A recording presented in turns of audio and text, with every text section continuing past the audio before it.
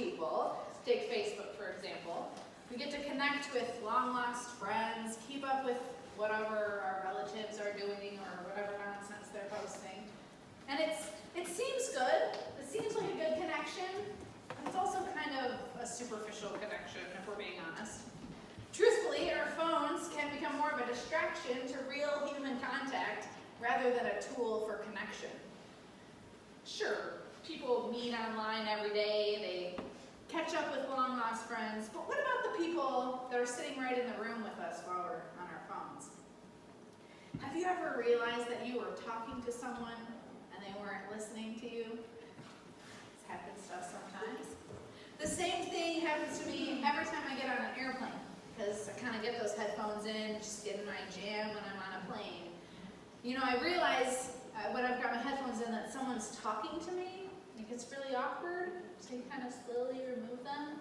But that also happens when I'm like, hey, excuse me, do you mind if we switch seats? Or whatever, I'm trying to talk to somebody and they're like staring at you, and then you realize they can't hear you either. I don't know what's worse, realizing that someone's been talking to you and you have to awkwardly ask them to repeat every single thing they just said, or talking to yourself and no one's actually listening to you. I think our phones aren't the only distraction in our life, though. Our world is loud and it's busy. If you walk into the home of a family who has children on a school night, you'll kind of know what I mean. And maybe you're in this right now, in this phase, as a parent, or maybe you can remember back to when you were a kid and things were just crazy on school nights. When Noelle is taking swim classes on Thursdays, it's super chaotic for us. I'm trying to make something for dinner that's quick, to get it on the table fast, and it never happens fast enough, and we end up like shoveling food in our mouths like rabid animals to get out the door. And Noelle is 2, so she's not in a hurry for anything, ever at all.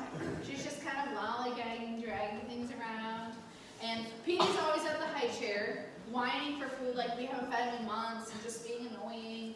And then Chris is always trying to pack the bag for swimming, like, okay, where's the diapers? Hey, have you seen my blue towel? I don't know, I already washed it. We're kind of yelling at each other from across the house. Are we seriously out of swim diapers right now? We'll just pick them up on the way. We're already late! You know, it's just one of those crazy, everybody's busy doing something chaotic nights. That's the world we live in, isn't it? We seem to rush from one thing to the next. Our calendars are always full. School activities and soccer games, basketball games, dance classes, dinner with your parents if you're lucky to be able to schedule those, extra meetings at work that you weren't expecting. We just never seem to have enough time for anything. Our schedules are always full. Life is busy, and sometimes it's hard to make time for the extra things, like reading your Bible or spending quiet time in prayer. Some days, those things kind of seem like luxuries rather than a top priority. That's exactly why we found it important to start the year off by understanding the importance of holy habits and their place in our lives. So let me start by asking you this question. When is the last time you sat in silence? When's the last time you heard silence? Except for like 2 seconds ago. I'm not sure about you, but there's always noise in my life. When we drive in our car, sometimes we have the GPS talking to us, we have radio on, we have kids, we have people talking to us, you hear horns honking. There's hardly silence. Even if you have the luxury of driving by yourself in the car, it's still not very quiet. And you might decide to go for a walk, but those headphones are probably in, you're listening to the latest podcast or YouTube video or your favorite music. And there's not much silence in that either. I'll be the first to admit that life with an almost 2.5-year-old, there's no silence in my life. There's crying and yelling, lots of laughing, Frozen songs on repeat, loud singing. There's books that sing and make noise. There's toys that drum and sing the alphabet. But there's never silence. And when there is silence, it's scary. It's mischievous. Like you shut up. Oh, it can be very scary when there's silence in my house. I'm assuming What is she doing? It can be hard to find those quiet moments, let alone spend intentional time in silence and solitude.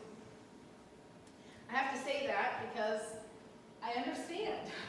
I understand that of all the spiritual practices and disciplines, silence and solitude is probably not the top of your list. Probably because it's the most difficult and because it can be the most awkward or seemingly uneventful. And also because silence and solitude doesn't seem to produce anything or have much of a real purpose. And if we're being truly honest with ourselves, it's easier to keep busy than it is to be alone in solitude. Richard Foster, in his book Celebration of Discipline, talks about the fear of being alone. Here's what he says. The fear of being alone petrifies people. A new child in the neighborhood sobs to her mother, "No one ever plays with me." A college freshman yearns for his high school days when he was the center of attention. "Now I'm a nobody." A business executive sits dejected in her office, powerful yet alone. An old man lies in a nursing home waiting to go home. Our fear of being alone drives us to noise and crowds. We keep up a constant stream of words, even if they are inane. We buy radios that strap to our wrists or fit over our ears so that if no one is around, at least we're not condemned to silence. But what if the thing we fear is the thing our souls actually long for the most? What if the very thing we lack is the thing that will help us grow the most in our spiritual lives? What about how we can be constantly frustrated that we just feel like we can't hear God's voice? All of that leads us to explore the idea of silence and solitude and the possibility of implementing it in our lives on a daily basis. There's the passage we're going to look through today in 1 Kings 19, where the prophet Elijah is trying to get through to God and tell God how he feels that he's the only prophet left in a wicked land that's run by a wicked king and queen who are also trying to kill him. And God has this exchange with Elijah. We find this in 1 Kings 19, 11 through 13. The Lord said, "Go out and stand on the mountain in the presence of the Lord, for the Lord is about to pass by." Then a great and powerful wind tore the mountains apart and shattered the rocks before the Lord. But the Lord was not in the wind. After the wind there was an earthquake, but the Lord was not in the earthquake. And after the earthquake came a fire, but the Lord was not in the fire. And after the fire came a gentle whisper. When Elijah heard it, he pulled his cloak over his face and went out and stood at the mouth of the cave. And then a voice said to him, "What are you doing here, Elijah?" I want you to put yourself in this scene for a moment. You climb a high mountaintop to hear from God. And you ask God to speak to you. And a powerful wind sweeps through. You can feel it on your face. It whips your hair. It stings your eyes. And you close your eyes for a second and you listen. All you hear is wind. And then after the wind, the earth starts to shake beneath you, which would be pretty terrifying. But still, you think, only God has the power to move the earth. So this must be God. For only God has that kind of power. And still, nothing. Then fire breaks out around you. You can feel its heat. You can hear its roar. And you know that fire has some serious power.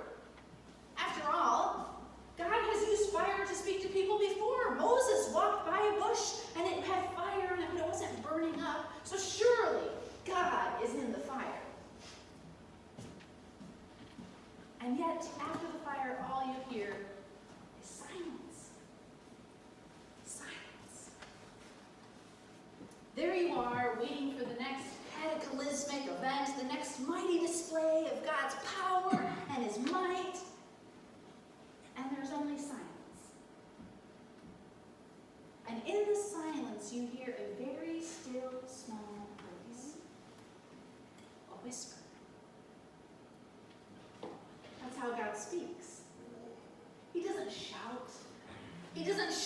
here to get our attention. If anything, the wind and the earthquake and the fire, they're mere distractions to the voice of God that is still and small. The wind, the earthquake, and the fire, they could be analogies for us in our lives, for phones and streaming services and just the overall busyness of life. What our hearts really need, and what we don't even realize that our souls actually long for, is silence and solitude in the presence of a Creator who speaks in a still small voice. Ruth Haley Barton, in her book Invitation to Silence and Solitude, describes her chaotic life as a 30-something-year-old mom of 3 kids who's trying to go through grad school and pursue her dreams. And she talks about how she's raising a family and going through all this stuff, but in her desperation, she finally turns to silence and solitude because she realizes she can't fix her spiritual life on her own, despite the fact that she's tried. And in her story, she tells readers that she goes and meets with a professor. And this professor tells her, Ruth, you are a jar of river water. Have you ever seen a jar of river water? It looks kind of muddy. You have some pebbles and rocks and dirt in it, and it just looks really unsettled. And he says to her, what you really need to do is sit still long enough that the sediment will settle to the bottom of the jar and the water becomes clear enough for you to see. This imagery of the river water settling in a jar was the perfect illustration that she needed to understand her innate need to be settled in order to see clearly. And she writes this in her book. The image of the jar of river water helped me identify where I was, but it also captured my longing and desire to go somewhere else, to be still long enough so the swirling sediment could settle. The waters of my soul could become clear, and I could see whatever it was that needed to be seen. Well, that image called to me with the hope of peace, clarity, and a deeper sense of certainty in God that I had not yet known. In the desire this image stirred up, I recognized an invitation to be still and know. Beyond my addiction to noise, words, people, and performance-oriented activity, it captured my desire for something more and different, something beyond the head knowledge that no longer sustained my soul. When is the last time you sat still long enough for the swirling sediment to settle and the waters to clear up in your life? It's a difficult thing to do at first if you're trying to get used to this idea, this practice of silence and solitude. And even Ruth Haley Barton in her book calls it a very difficult task, not an easy invitation to accept. And she lists reasons why this is so. She says that silence and solitude challenges us on every single level of our human existence. So here's the first one. First, this practice challenges us on the level of our culture. There is very little in Western culture that would support us entering into what seems like an unproductive time of just being, which is beyond human effort, and listening, which is beyond human thought. And secondly, this practice confronts us on the level of human relationships. It's a challenge to be drawn away from human relationships to pursue a deeper relationship with God. And third, this practice confronts us on the very level of our soul. In silence, we become keenly aware of the inner dynamics at play that we have been trying to avoid by keeping ourselves busy. And lastly, it draws us into a spiritual battle. She says this: in silence, there is the potential for each of us to know that I am God with such certainty that the competing powers of evil and sin and the ego self can no longer hold us in their grip. All the forces of evil band together to prevent our knowing God in this way because it brings to an end the dominion of those powers in our lives.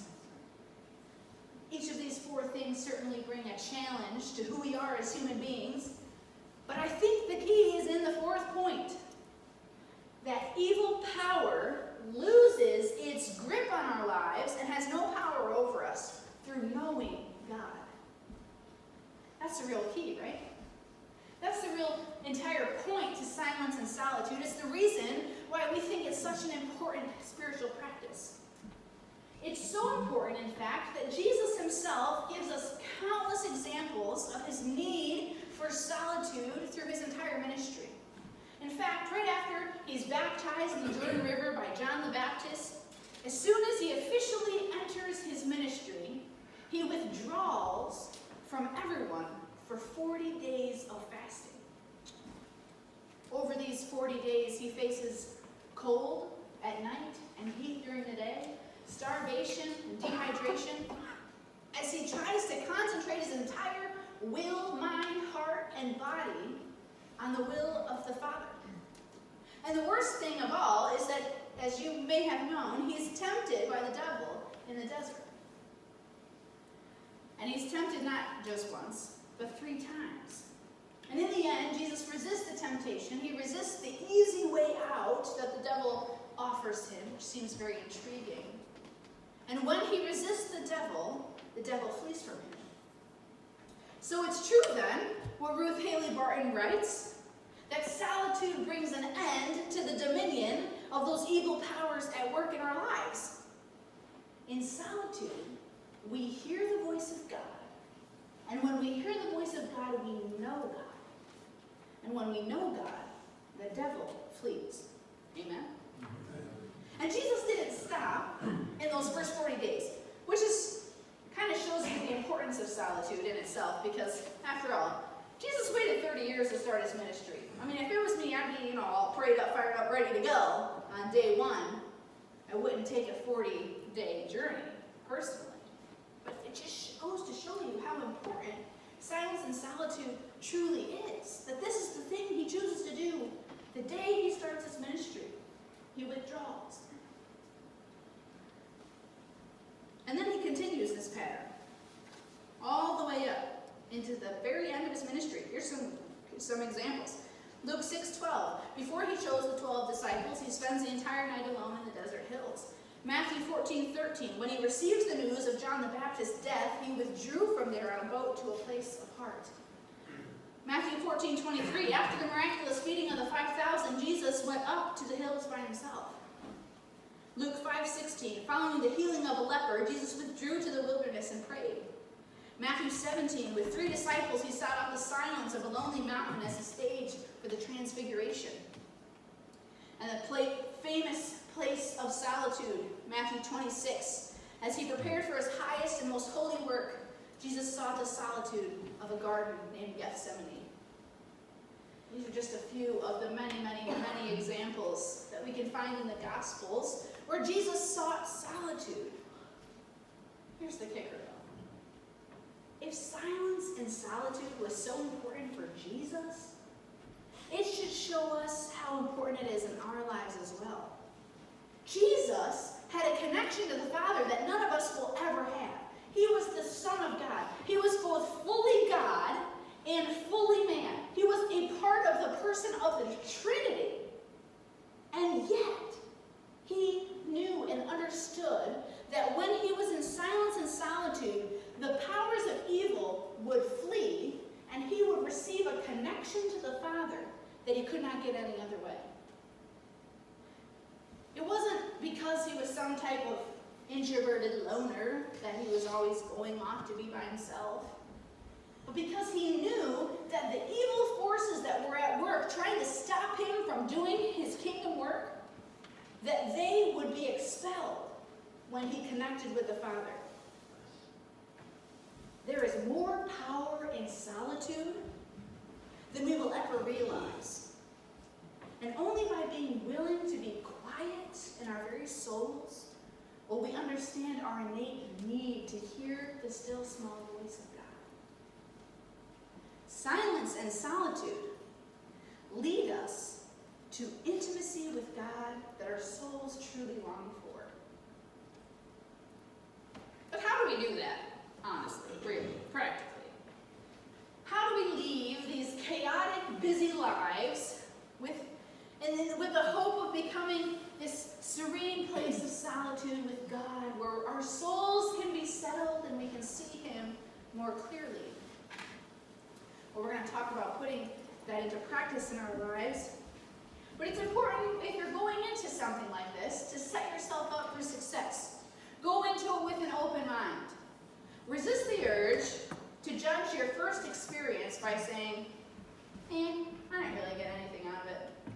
Or, God didn't really speak to me. I didn't really hear anything. Or, I'm just really bad at that sort of thing. I was really distracted the whole time. It's just probably not for me. The purpose of solitude is to be with God on a level that is beyond what mere words can say, and to simply listen. The first time I intentionally tried Silence and Solitude was my freshman year of college, and after reading Richard Foster's book, our fellow ministry interns went on this retreat at a camp in the middle of nowhere for a couple of days, and we didn't spend the entire time in silence. In fact, we only did this twice. Once at the beginning of the retreat and once at the end. But the kicker was, we were supposed to go be alone with nothing but not even your Bible, with nothing but a notebook and a pencil for an entire hour. I was convinced that our professor was trying to inflict the worst possible form of torture on us for a whole hour. What was I supposed to do with myself for an hour? What was I supposed to do without my phone, or without Chris, or without my friends, or anybody? What was I even supposed to say to God for that long? I hadn't prayed for a whole hour, like, ever. So he gives us some instructions, and he sets us on our way, that when the chapel bell rang, that would cue the end to our period of silence and solitude, and we would get back together and talk about our experience. Admittedly, when the bell rang to start, I just decided to do everything I could to avoid it and entertain myself. And I sort of just walked around the campground, and I picked flowers, and I kicked stones, and I just kind of wandered around, and I looked at pretty things, and just kind of walked around and kicked stones around. But eventually, I don't know, after maybe 20, 30 minutes, I got tired of just walking around, so I found a bench that no one was sitting at, overlooking this meadow, and I just sat. And I started by saying this to God. Hey, God, what's up? Not really sure what I'm supposed to be talking to you about for a whole hour. But here I am. And then I was finally silent. For probably like the first time in my life. And in those few moments, I felt God's presence like I hadn't before. And all I heard his still small voice say to me was two words: welcome home. Kind of a strange thing to hear. It wasn't a grand revelation. It wasn't this huge calling or moment of grand transformation in my life. It was a moment where God acknowledged me, and where I in turn realized that I hadn't heard from him or even been with him in a very long time. Before I knew it, the bell was ringing, and I was left longing for more time to sit in his presence and feel the comfort of just being home for the first time in a long time. I think that's exactly what solitude does. It brings us home with God.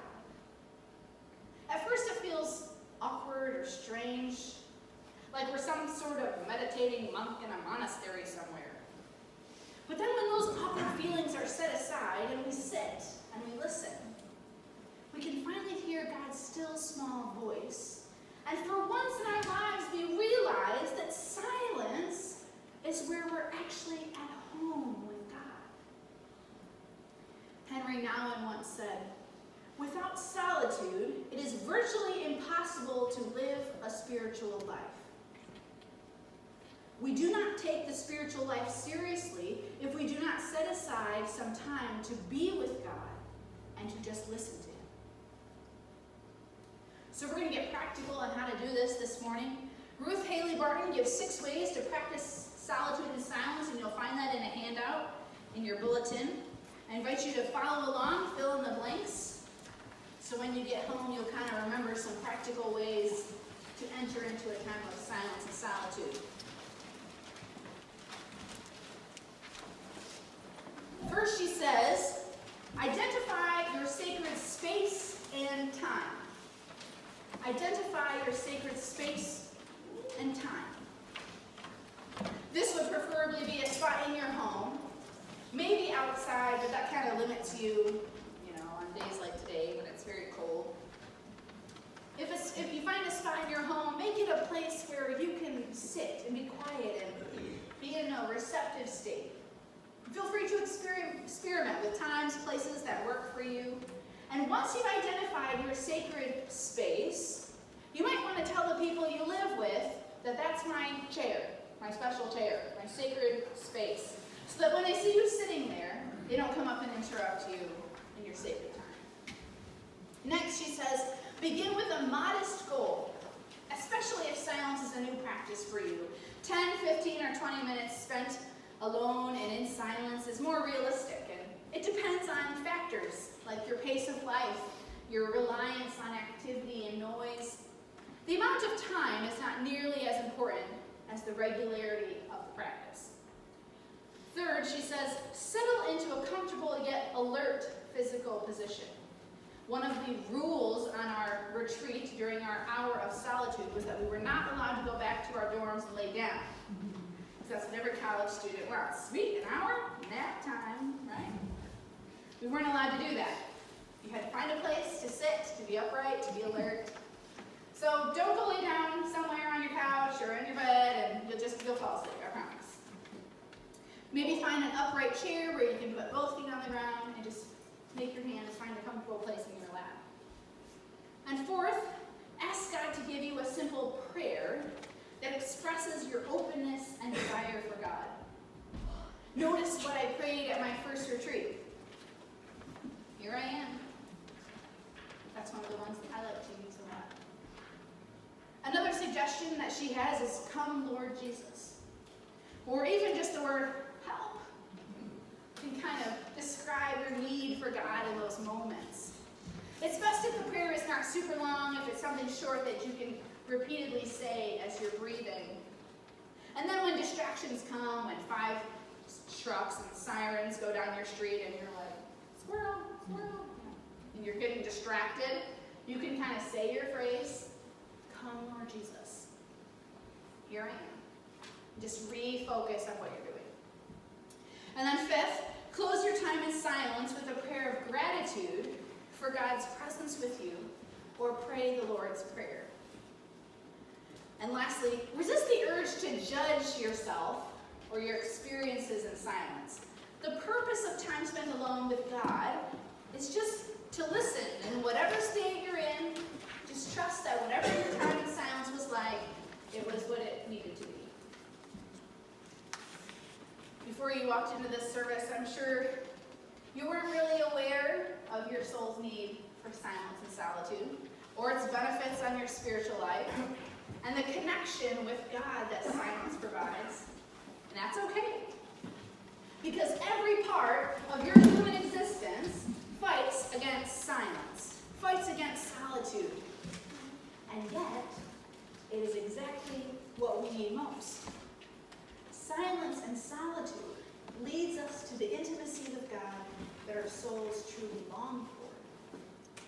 Jesus knew this all too well.